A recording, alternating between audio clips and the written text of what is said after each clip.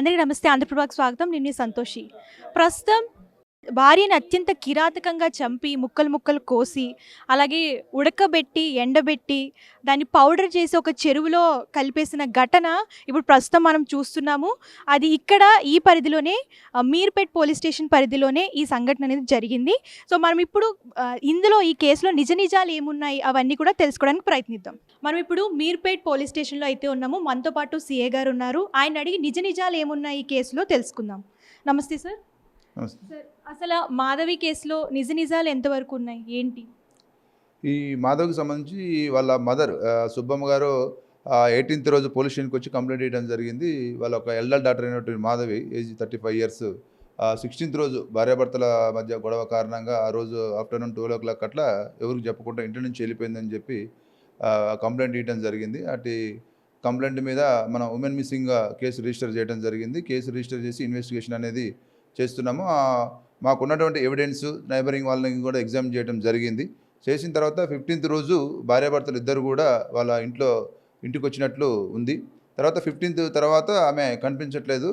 తర్వాత ఈలోగా ఎవరైతే మిస్ అయిన మాధవి ఉందో వాళ్ళ పేరెంట్స్ మా అల్లుడు కూడా ఏమైనా చేసి ఉండొచ్చు అనే అనుమానాలు వ్యక్తపరచడం జరిగింది. మేము ఆ వేళ కూడా అంటే వాళ్ళు వ్యక్తపరిచినటువంటి అనుమానాలను కూడా పరిగణలోకి తీసుకొని ఇన్వెస్టిగేషన్ అనేది చేస్తున్నాము. ఇన్వెస్టిగేషన్ ఏ కోణాల్లో చేస్తున్నారు సార్? ఇప్పుడున్నటువంటి టెక్నాలజీని యూజ్ చేసుకొని తర్వాత నైబరింగ్ వాళ్ళని కూడా అందరూ ఉన్నటువంటి దాని ప్రకారం ఇన్వెస్టిగేషన్ అనేది కంటిన్యూ చేస్తున్నాము. కేసు ఏమని ఫైల్ చేశారు? Women missing case. ఇన్వెస్టిగేషన్ ఎంతవరకు వచ్చింది? అండర్ ఇన్వెస్టిగేషన్లో ఉంది. అది ఏమన్నా ఎవిడెన్స్ మాకు దొరికితే మీకు ఇన్వెస్టిగేషన్లో చెప్తాము. మనతో పాటు కొంతమంది మహిళా సంఘాలు అయితే ఉన్నారు. వాళ్ళని అడిగి తెలుసుకుందాము. మేడం, భార్యను అత్యంత కిరాతకంగా చంపి ముక్కలు చేసి పౌడర్ చేసి చంపేశారు, చెరువులో వేసేశారు అని అంటున్నారు.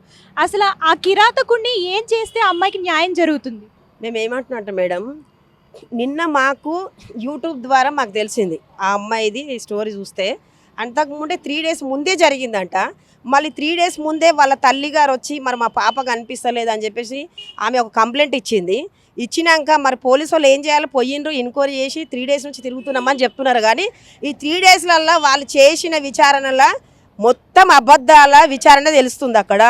ఎందుకంటే ఒక మహిళ ఆమె కంటేనే పిల్లలు, ఆమెకు ఒక తల్లి ఉంటుంది, ఆమెకు ఒక ఫ్యామిలీ ఉంటుంది. ఒకవేళ భార్యది ఏమైనా తప్పు కనిపించినప్పుడు ఏదైనా చెప్తే వినలేనప్పుడు చట్టాలు ఉన్నాయి. ఒక కోర్టుకు పోవాలి, డైవర్స్ ఇచ్చుకుంటూ మళ్ళీ ఏదో నీకు ఇష్టం లేకుండా పక్క జరిగిపోవాలి. కానీ లేదంటే పెద్ద మనుషులలో మాట్లాడుకునేది ఉంటుంది. నీకు ఇష్టం లేనప్పుడు అంతగానం కొట్టి చంపి ముక్కలు చేసి ఆమెను అందులో ఏది ఉడకబెట్టి మళ్ళీ ఎండబెట్టి అంట ఎంత ఘోరాతి ఘోరము. ఒక మహిళని అట్లా చంపడం కరెక్ట్ కాదంటున్నాం. మేము మా మహిళా సంఘాలు ఏమంటున్నామంటే, ఈరోజు ఆయన ఎట్లయితే చంపిండో అమ్మాయిని అదే రకంగా ఆయనను మా ప్రజలకు అందరికీ అప్పచెప్తే మేమే ఆయనకు శిక్షిస్తాం. ఇట్లనే చాలా అవుతున్నాయి. నిన్న మొన్న కూడా మళ్ళా 2 రోజుల కింద ఒకటి జరిగింది. ఇప్పుడు ఈ అమ్మాయిది ఇట్లనే ఊకున్నా కొద్ది ఇంకా ఎక్కువ జరుగుతున్నాయి.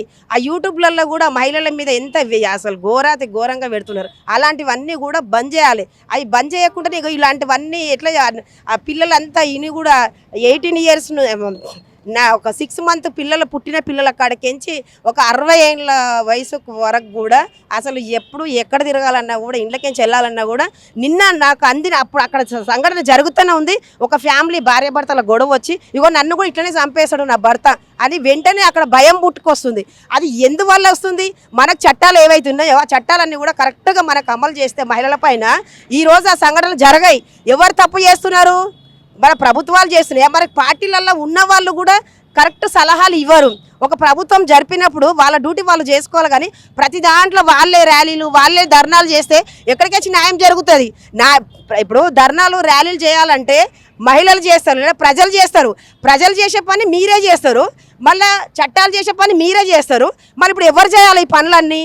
మహిళలకు ఎక్కడైతే అత్యాచారాలు జరుగుతున్నాయి ఇవన్నీ కూడా ఆపాలనుకుంటే ప్రతిదానికి కూడా గవర్నమెంట్ దగ్గర కొన్ని ఉంటాయి, అవి ప్రజలకు అందించాలి. అందిస్తే మంచి జ్ఞానం అన్నది తెలియజేయాలి. మంచి జ్ఞానం తెలియజేస్తలేరు, అన్ని తప్పుడువి అన్ని ప్రచారం చేస్తున్నారు.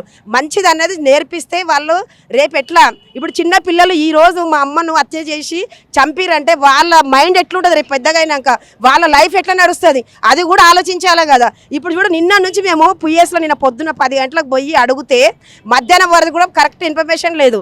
ఈ రోజు వరకు కూడా మళ్ళీ ఏదో తప్పుడు ఇన్ఫర్మేషన్ వస్తుంది మాకు. అది కాకుండా ఇప్పుడు ఎందుకంటే తెలిసిన వాళ్ళకు ఇంకొకరు కూడా జాగ్రత్త పడతారు కదా, రేపు ఇంకొక అమ్మాయి మీద జరగకుండా ఉంటుంది కదా.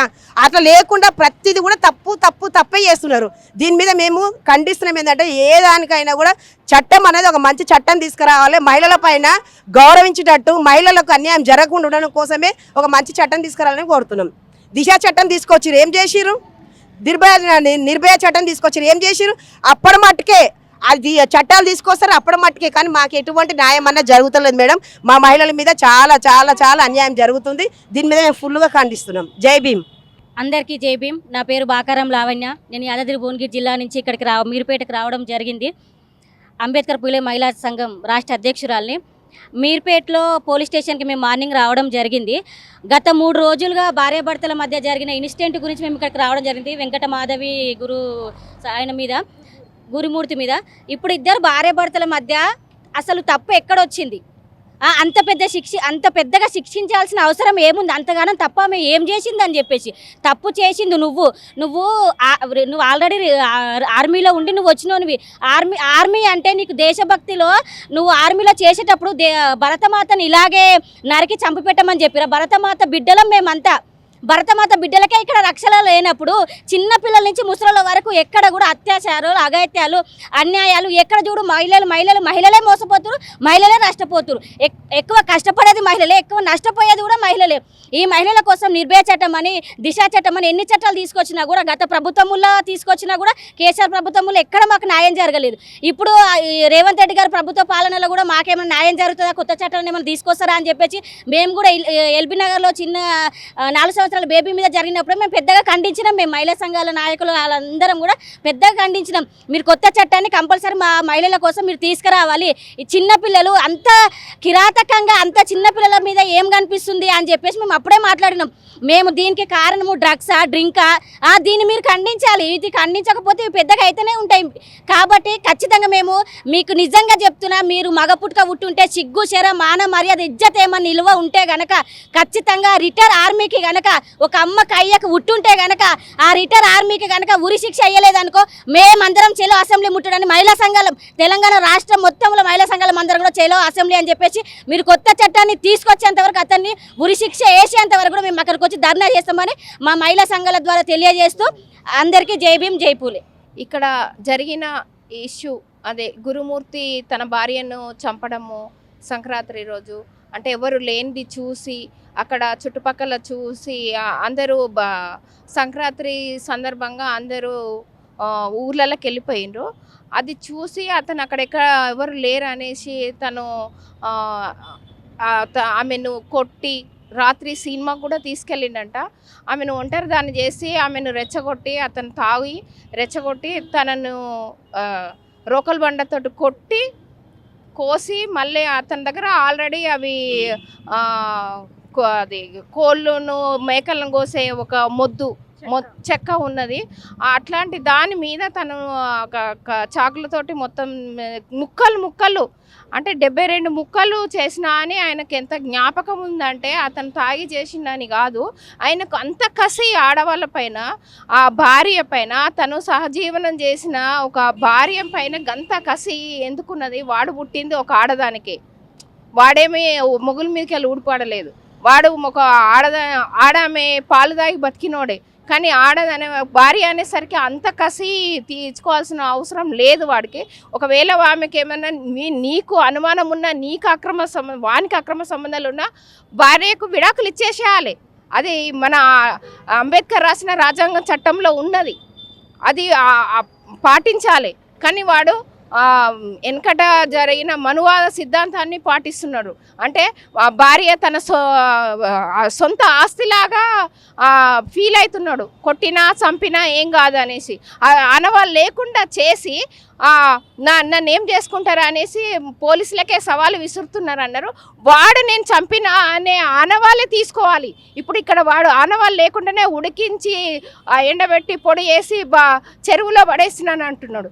అట్లాంటిది వాడు చెప్పిందే ఆనవాళ్ళు తీసుకొని అదే సాక్ష్యంగా తీసుకొని వానికి కఠిన కారాగార శిక్ష విధించి వానికి లైఫ్ పడాలి. అందరు వానికి మాత్రం ఉరి శిక్ష ఖరారు చేయాలనే అనుకుంటున్నాం. ఎందుకంటే వాడు అంత కిరాతకంగా ఈ ప్రపంచంలో ఎవడూ చేయలేదు. పిల్లల మీద అత్యాచారాలు చేసిన కానీ ఇంత కసి ఒక ఆడామంటే అంత వాడి సొత్తా ఎవరికి ఎవరు సొత్తు కాదు. భార్య అయినంత మాత్రం సహజీవనం చెయ్యాలి, ఒక ఫ్రెండ్లీగా ఉండాలి తప్ప ఇట్లాంటివి తీసుకురావద్దు. ఇట్లాంటివి పునరావృతం కాకుండా ప్రభుత్వాలు చూడాలి, వానికి శిక్ష విధించాలి, కంపల్సరీ వానికి శిక్ష వేయాలి. వానికి ఏ చట్టము వర్తిస్తో ఆ చట్టము వేయాలి. దిశా చట్టము వర్తిస్తుంది, దానికి దిశా చట్టము వేయాలనేసి నేను కోరుకుంటూ మీ ఛానల్కి ఇంటర్వ్యూ తీసుకున్నందుకు నేను చాలా కృతజ్ఞతలు తెలియజేస్తున్నాను. మేడం, దీనిపైన ఏ అప్డేట్ చెప్పట్లేదు పోలీసులు, ఇంకా కేసు ఇన్వెస్టిగేషన్ జరుగుతుంది, క్లూస్ ఇంకా ఏమీ దొరకలేదు అని అంటున్నారు. దానిపైన మీ స్పందన ఏంటి? ఆంధ్రప్రభ న్యూస్కు జైబీం. నా పేరు కంబాలపల్లి శాంత, రంగారెడ్డి జిల్లా బహుజన్ సమాజ్ పార్టీ నాయకురాలు. గత 15వ తారీఖు రోజు జరిగిన సంఘటన మీర్పేట్ పోలీస్ స్టేషన్ పరిధిలో మీర్పేట్ మున్సిపాలిటీ దగ్గర జిల్లల్గూడ గ్రామంలో మరియు వెంకట్ మాధవి మీద జరిగిన హత్య మరియు తన భర్త మరియు అతను ఈ రాక్షసుడా మానవుడా అనేది మరి పోలీస్ వాళ్ళకే తెలవాలి. ఎందుకంటే వాడు తన భార్యను చంపి 72 ముక్కలు చేసి కోసి బోన్స్ను ఎక్కడివక్కడ తీసుకువెళ్ళి అదే రోట్లో వేసి రోకల బండతోటి దంచి ఆ యొక్క పొడిని జిల్లల్గూడ చెరువులో వేసిండనే విషయాన్ని తను పోలీస్ స్టేషన్లో వెళ్ళి ఎస్ఐ గారి ముందరనే ఆ పోలీస్ స్టేషన్లోనే లొంగిపోయినప్పుడు మరి పోలీస్ వాళ్ళు దీన్ని ఎందుకు కప్పి పెడుతున్నారు అనే విషయాన్ని ఈ పోలీస్ వాళ్ళకి తన భర్తకే తెలుసు. వాళ్ళ అత్తకి మరి నా భార్య కనబడటం లేదని చెప్పి మళ్ళీ ఫోన్ చేయడం అనేది చాలా బాధాకరమైన విషయము.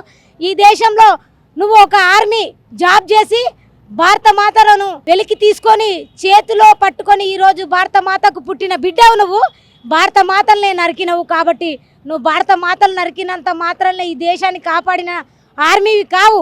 ఎందుకంటే ఒక రాక్షసుడివి, నీకు ఏదో ఒక అక్రమ సంబంధం ఉంది కాబట్టి ఈరోజు నీ భార్యను 72 ముక్కలను చేసి పొడి చేసి చెరువులో పడేసి వచ్చినావు. ఈ చట్టం అనేది, ఈ రూల్స్ అనేది దిశా చట్టము మరియు నిర్భయ చట్టము ఎలాగైతే ఈ రాష్ట్రంలో మరి అలాంటి చట్టం తీసుకొచ్చిరో అలాంటి చట్టాన్ని కూడా ఈ యొక్క వెంకట్ మాధవికి తీసుకురావాలి. తన పిల్లల్ని కూడా చూడకుండా వాడు నరికేశాడంటే ఎంత ఘోరమైంది అని చెప్పి మేము చాలా ఖండిస్తున్నాము, కూడా బాధపడుతున్నాము. ఈ తెలంగాణ రాష్ట్రంలో ఒక్కటే, ఈ తెలంగాణ ప్రభుత్వానికి చెప్తున్నాం మేము ఒక్కటే, తెలంగాణ వచ్చిన తర్వాత మహిళల మీద అడుగడుగున హత్యలు జరుగుతున్నాయి. అర నిమిషం పుట్టిన పాపకాడు నుంచి 70 ఏళ్ళ ముసలవ్వ వరకు కూడా హత్యలు జరుగుతున్నాయి, రేపులు జరుగుతున్నాయి. ఇదేంటిదంటే ఈ దేశంలో గంజాయి తర్వాత వైన్స్లు ఇవన్నీ బంద్ అయితేనే కనుక ఈ హత్యలు అనేటివి స్త్రీల మీద తగ్గుతాయని చెప్పి నేను చెప్తున్నాను ఈ వీడియో ముఖంగా. కాబట్టి మా యొక్క మహిళలకు రక్షణ కావాలంటే ఏ ప్రభుత్వాలైనా సరే మహిళలకు రక్షణ కల్పించవలసిన బాధ్యత ప్రభుత్వాల మీద ఉంది. ముందు గంజాయి డ్రగ్స్ ఈ యొక్క వైన్స్లన్నీ బంద్ చేయాలని చెప్పి నేను కోరుచున్నాను. అమ్మ, ఈ కేసు విషయాన్ని మీరు ఎలా పోరాడాలని అనుకుంటున్నారు?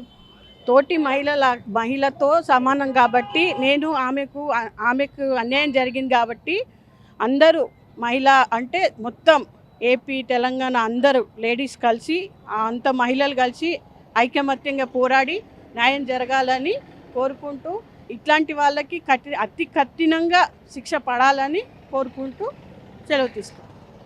ఇదండి, స్థానిక మహిళా సంఘాలందరూ కూడా మాధవికి న్యాయం జరిగే వరకు, నిందితుడికి శిక్ష పడేంత వరకు పోరాడతామని అంటున్నారు. సో కెమెరామెన్ సతీష్తో సంతోషి, మీర్పేట్ నుంచి.